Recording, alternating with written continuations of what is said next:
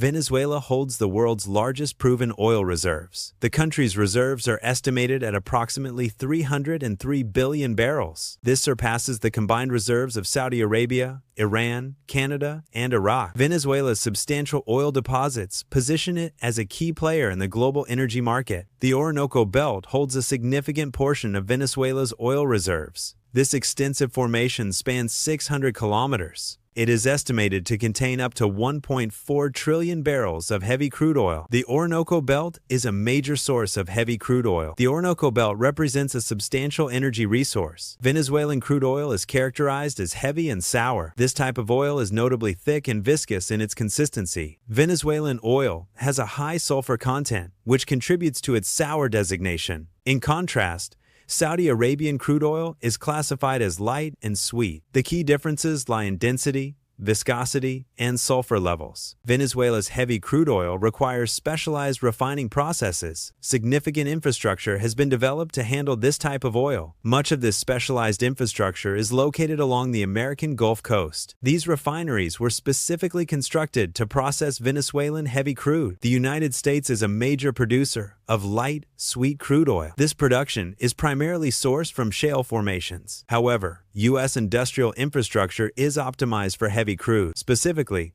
refineries are designed to process heavy crude from sources like the Orinoco. This creates a mismatch between domestic production and refining capabilities. In 2001, Venezuela initiated a strategic development partnership with China. Venezuela was the first Hispanic nation to establish this type of alliance with China. Over the following 2 decades, the partnership deepened and broadened in scope. The relationship evolved into an all-weather strategic partnership, indicating a robust and resilient alliance. Since 2005, China has provided Venezuela with approximately $60 billion in state loans. This investment is almost double the amount loaned to any other Latin American nation. The loans were primarily facilitated through oil for financing agreements. These agreements allowed Venezuela to repay loans with shipments of oil. This financial arrangement reflects a significant economic partnership between China and Venezuela. China Development Bank and Export-Import Bank of China provided funding for infrastructure projects in Venezuela. These projects included the development of railways. Telecommunications networks were also part of the infrastructure investments. Chinese capital replaced American capital in these ventures. This shift represents a change in economic influence within Venezuela's infrastructure sector. China National Petroleum Corporation, CNPC, partnered with Venezuela's PDVSA. The joint ventures aim to develop the Orinoco Belt's extra-heavy crude deposits. Petros-Inventa is a significant outcome of this collaboration. These ventures focus on extracting and processing the region's resources. The partnership leverages CNPC's expertise and PDVSA's regional access. This initiative boosts both nations' energy sectors. Venezuela's crude oil production is primarily directed towards Chinese refineries. Approximately 85% of Venezuela's total crude output is exported to China. Chinese refineries have invested in specialized facilities. These facilities are designed to process heavy Venezuelan crude oil. Venezuelan oil is characterized by its high sulfur content. In May 2024,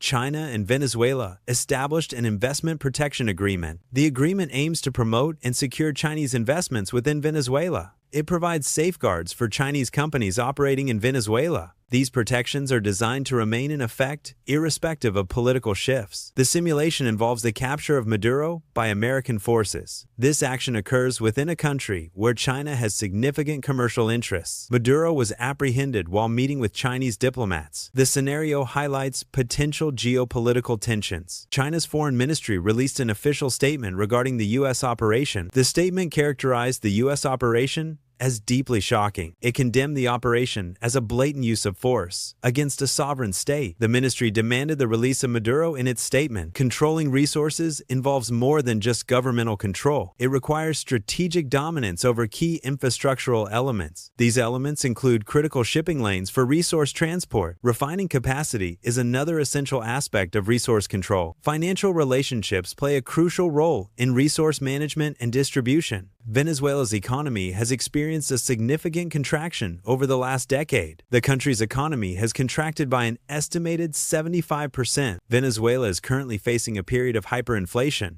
This economic downturn has led to a mass exodus of Venezuelan citizens. The United States is now involved in managing the economic fallout. The Venezuela operation triggered widespread international reactions. Condemnation came from countries including Russia, China, and Iran. The operation also faced criticism from close regional partners. Brazil expressed disapproval of the Venezuela operation. Mexico also voiced its condemnation of the Venezuela operation. Brazil's President Lula da Silva condemned the U.S. operation. He described it as an unacceptable line that had been crossed. Lula warned that this action represents a dangerous precedent. He fears it could lead to a world characterized by violence, chaos, and instability. Mexico's President, Claudia Sheinbaum, has issued a statement regarding recent U.S. military actions. President Sheinbaum stated that the U.S. strikes are a breach of the UN Charter. The UN Charter is a foundational document of international law and diplomacy. It establishes principles for maintaining global peace and security. Mexico's statement emphasizes the importance of adhering to international legal frameworks. President Sheinbaum demanded an immediate cessation of all acts of aggression. Venezuela holds strategically crucial oil reserves. The size of Venezuela's oil reserves is a key factor in its strategic importance. Venezuela's proximity to major refining infrastructure enhances its strategic value. Processing heavy crude oil presents challenges for Venezuela's oil industry. The U.S. aims to achieve energy independence through increased domestic production. U.S. refineries are configured to process specific types of crude oil. Many U.S. refineries rely on heavy crude oil from Venezuela. This reliance creates a dependency on Venezuelan oil imports. Therefore, the U.S. faces a paradox: increased production coupled with continued import reliance. China strategically invests in Venezuela to secure long-term access to essential resources. These investments aim to ensure resource availability despite political instability. China's strategy is designed to be resilient against regime changes influenced by external powers. This approach prioritizes consistent resource access,